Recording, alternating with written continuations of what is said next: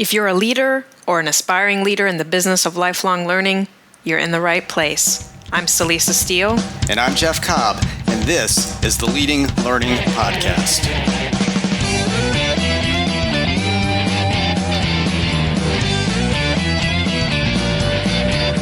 Welcome to episode 240 of the Leading Learning Podcast, in which we discuss a seemingly age-old question.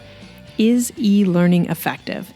We feel like it's an important question to address right now when, due to COVID-19, many traditional forms of face-to-face education simply aren't viable. There's a massive rush to move learning online, but at the same time, many, maybe even most, people still hold the view that e-learning is a second-rate or lesser form of learning when compared to face-to-face. And we want to address that view head-on in this episode. That's right, but given our focus, which is on the market for adult continuing education, professional development, and lifelong learning, we're going to frame our discussion with the three goals at the heart of the learning businesses that serve that market: reach, revenue, and impact. And we'll take a look at how e-learning is or isn't effective in each of those areas, particularly when compared with traditional face-to-face instruction.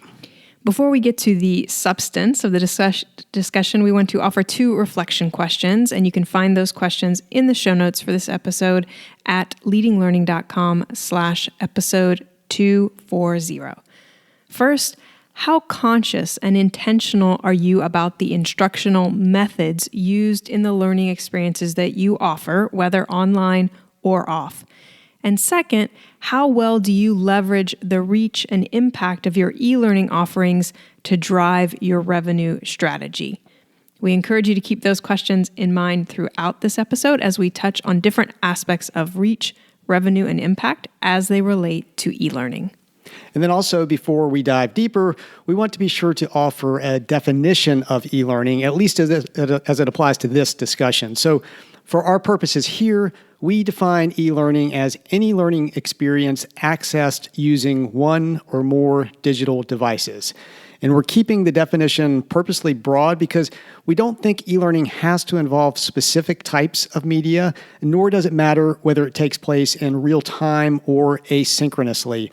It will also stress that our focus is on adult lifelong learning, and our main point of contrast with e-learning is to the face-to-face approaches that are most common in adult learning, meaning instructor-led classes, seminars, conference sessions, and the like.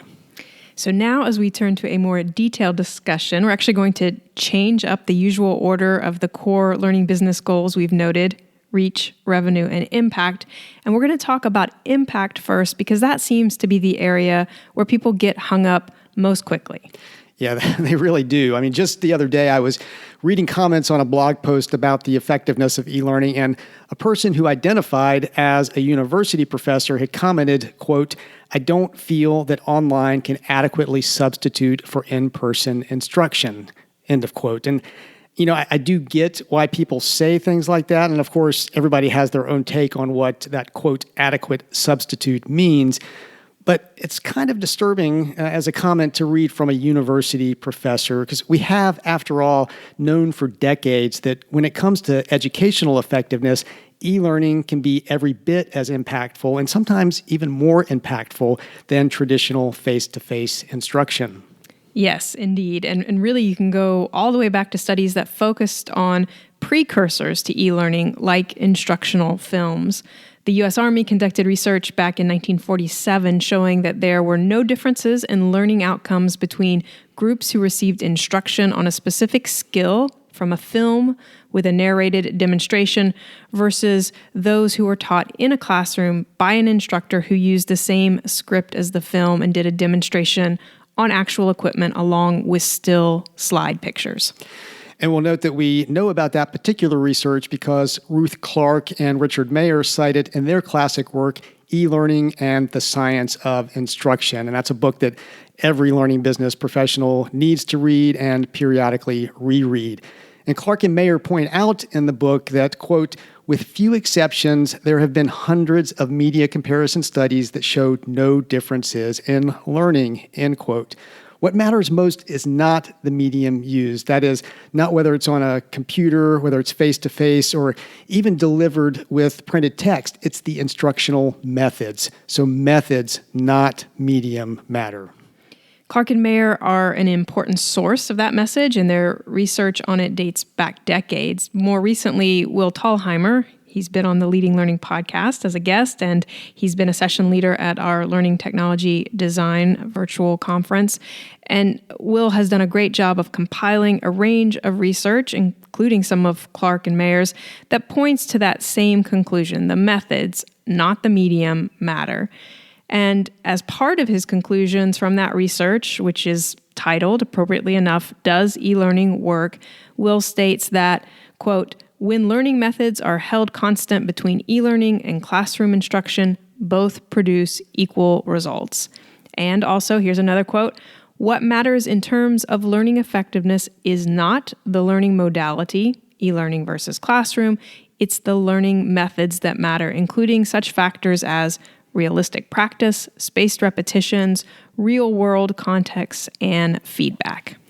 And we'll be sure to provide a link in the show notes to that very valuable and, we should note, free research that Will has made available. And I'll add that I like that he focuses in on some of the key instructional methods that benefit really any learning experience, whether online or off. Practice, spacing, relevance, feedback. It's very often the case, and I think this is particularly true of self-paced e-learning, that the people developing the learning experiences are just simply more conscious of making use of those methods, and as a result, provide experiences that are more effective. As Will points out, these methods are very often lacking or missing entirely in most classroom experiences, which still tend to be very lecture-heavy. And it's very easy to think classroom experiences are more effective than they are. There's something like I guess I would call it kind of a proximity bias that makes us believe that the physical closeness of other human beings automatically improves learning. I think that's true. That idea of a proximity bias. And, as we've asserted, it really comes down, though, to the methods, at least when we're talking about instructional effectiveness, to that, fundamental does e-learning work question. And the answer is, an appropriately qualified yes. E-learning certainly can work as well, and in some cases even better than face-to-face instruction. But in either case, success really depends on making use of what we know works in learning. So now that addresses the instructional effectiveness side of impact, the does e-learning work question. But of course, that's only one aspect of impact. Another really merges into the second main goal of learning business is reach. Instructional effectiveness doesn't really do much good if you aren't able to reach the people whom you hope to impact. Well, definitely. And arguably, this is an area in which e-learning has the potential to leave traditional classroom-based instruction in the dust, because theoretically there are no limits to the number of learners you can reach using e-learning. E-learning can break down geographical, temporal, potentially even economic barriers in ways that physical classroom-based approaches simply can't. So the ability to scale and increase access is simply much higher with e-learning. Now, that theoretically that I mentioned is an important qualifier, because we don't want to gloss over the fact that there can be and are significant barriers to e-learning. For example, internet bandwidth and connectivity issues, or even just discomfort with technology on the part of learners. But very often, those kinds of barriers are much more readily addressed than the typical social, physical, and economic barriers to face-to-face learning. Yeah, that's so true. And in fact, we usually find that it's less those sorts of barriers that constrain an organization's e-learning efforts than the fact that they simply don't understand how to market effectively. And that's true for face-to-face offerings as well, of course, but in so many cases, learning businesses have an established sort of built-in audience for their face-to-face offerings. It's something they've just been doing for so long. And I'm thinking in particular of trade and professional associations, for example, with their lineup of conferences and seminars. If you want to reach and convert learners at scale in the digital world, though, you have to think differently and usually much more strategically. And we're clearly at a tipping point right now where even people who've been resistant to e-learning in the past are going to, frankly, just be forced to try it.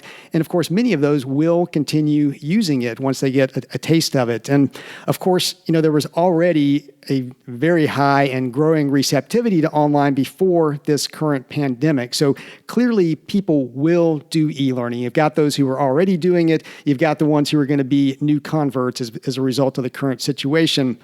But at the same time, there's just now so much more competition out there, and not just for your prospective learners' wallets, but for their attention, maybe even more importantly, for their attention. And you're not going to realize the potential reach and scale of e-learning if you don't know how to market effectively. Yes, and so we've just focused so far on the quantity or scale side of reach, but beyond scale, or maybe to put it more powerfully, in addition to scale, there's the issue of quality.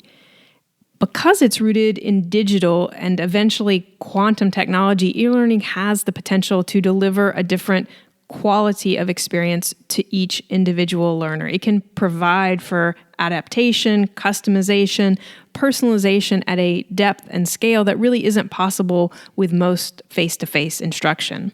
Yeah, it's so true. And this is an area that, very presciently Clark and Mayer focused on years ago when they wrote about what they called the promise of e-learning, that ability to customize the experience, to engage learners in the most personally relevant and engaging way, to accelerate the acquisition of new skills and expertise. And that's, something definitely in high demand in our current global learning economy. I mean, when you think about what's happening with artificial intelligence, virtual reality, and as you just mentioned there, Celisa, quantum computing, this is an area that's just going to be blown wide open in the coming decade. So when it comes to the effectiveness of e-learning in addressing reach, it seems clear that the potential is just huge, clearly much higher than anything that can be achieved with traditional face-to-face instruction. Okay, so we've covered impact and reach as aspects of effectiveness. As we've noted, those two are closely related, and I think we'll see that they're also a key driver of the final area that we want to discuss, revenue. But first, we should state what we see as the obvious when it comes to revenue. And simply, that is that money is being made with e-learning. Some estimates put the global market for e-learning at more than $375 billion by 2026, and the COVID-19 pandemic is driving a high annual growth rate currently. Yeah, I mean, the numbers are huge, and really no one knows how high they will go. As you just suggested, Celisa, COVID-19 has already led to a massive shift in the use of e-learning. It's going to already is having an impact on both supply and demand. That's going to be there for years to come, and at least some level of that impact is likely to be permanent. But of course, that's at that global macro level. Many individual learning businesses, maybe some listening, still struggle with what the e-learning revenue picture looks like for them. They're struggling to come up with a strategy to set prices, to compete often with free offerings that are out there. They're having to deal with the issue of price concessions for e-learning in the midst of a pandemic, often while at the same time losing a lot of revenue from face-to-face learning experiences that they can no longer offer. And, many just have to be wondering whether e-learning really will be an effective source of revenue going forward. Well, yeah, and to, not be perfect Pollyannas about this, possibly for many it won't. I mean, they may not make it through this shift, but I think whether they do or not is likely to come down to a couple of key factors, one of which is whether they successfully address those first two areas that we discussed, Jeff, impact and reach. It's truer than ever before that learners and employers, those employers who so often fund adult learning, they expect learning experiences to produce results, especially if you charge for them. The days of building a business off of narrated PowerPoints are long gone. And similarly, if you can't get the processes, technology, and marketing in place to simultaneously scale and provide a more individualized approach for your learners, you'll be operating at a significant disadvantage. So that's really critical, getting reach and impact right. And then I'd say, closely related to both is getting your portfolio right. I mean, now is the time to seriously assess your portfolio of learning offerings and determine what needs to change, because it's almost certain there are things that need to change. So specifically, you need to get very strategic about the role that e-learning can and should play. For example, revenue will almost certainly become more distributed, broken into smaller chunks over time for many organizations that have relied heavily on a single or a limited number of large face-to-face events.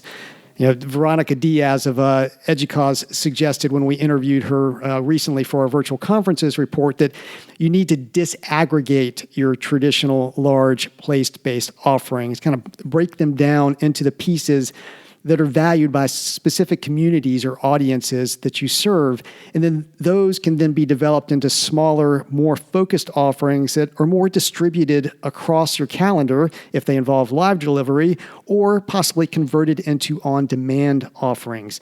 But the bottom line is that you need to assess what we've always referred to as our value ramp, your value ramp, and figure out the role e-learning can play in telling your overall value story. So where can you use it to replace current face-to-face offerings or introduce entirely new offerings? And, based on what we can reasonably foresee about the future, where does it make sense to keep the same or modified versions of your face-to-face offerings in place? So the value ramp is just indeed a simple and elegant tool for helping you and your team think through those kinds of questions that you were just posing, Jeff, and think about those decisions. It's a free resource, and we'll be sure to provide some more information about it in the show notes. We can maybe just wrap up our comments on revenue by going back to the point that we made at the beginning of this section, which is that money is being made from e-learning. It can be an effective revenue source if approached strategically, and certainly it has much greater revenue potential than face-to-face for the foreseeable future, just given the constraints and limitations on face-to-face offerings. Right, and we should probably stress that even if the path to e-learning revenue is not crystal clear to you at the moment, don't wait to get started on it. Now is the time to be developing or revamping your strategy and to begin executing if you want to bolster your chances for success over the longer term. So those are some of our thoughts on the question, is e-learning effective? And again, we've addressed that question specifically in the context of the learning business and as it relates to what we've defined as the three major goals of learning businesses: reach, revenue, and impact. So to sum up our conclusions, first, a wealth of research shows that e-learning can be as effective or even more effective than face-to-face instruction when appropriate instructional methods are used. It can, therefore, be effective for instructional impact.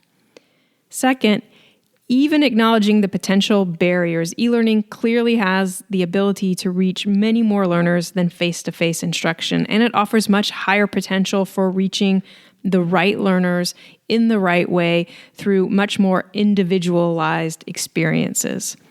And finally, e-learning can clearly be an effective source of revenue generation, but learning businesses have to be strategic about addressing both impact and reach, as well as being conscious of the value story represented by their portfolio of offerings and the role e-learning plays in that story. Very nicely summarized. And you can find that summary along with a wealth of other resources at the show notes for this episode. Just go to leadinglearning.com/episode 240. And the show notes will include the reflection questions. And those are: how conscious and intentional are you about the instructional methods used in the learning experiences you offer, whether online or off? And then, how well do you leverage the reach and impact of your e-learning offerings to drive your revenue strategy? When you check out the show notes, you'll see various options for subscribing to the podcast. And if you're getting value out of what you hear, Jeff and I would be truly grateful if you would subscribe, as it helps us get some data on the impact of what we're doing. And as you've heard us talking about today, impact is something we're acutely interested in as a learning business. And we want to know how many people we're reaching with this as well. And we'd be grateful if you would take just a minute, if we do reach you, to give us a rating on Apple Podcasts. Going to leadinglearning.com/Apple will put you in the right place. So Lisa and I personally appreciate your rating and review, and reviews and ratings help the podcast show up when people search for content on leading a learning business. Finally, please follow us and share the good word about Leading Learning. You can find us on Twitter by going to leadinglearning.com/Twitter. You can find us on Facebook at leadinglearning.com/Facebook and on LinkedIn at leadinglearning.com/LinkedIn. We also encourage you to use the hashtag leadinglearning on each of those channels. Wherever, however, please help spread the word about leading learning. Thanks again, and we'll see you next time on the Leading Learning Podcast.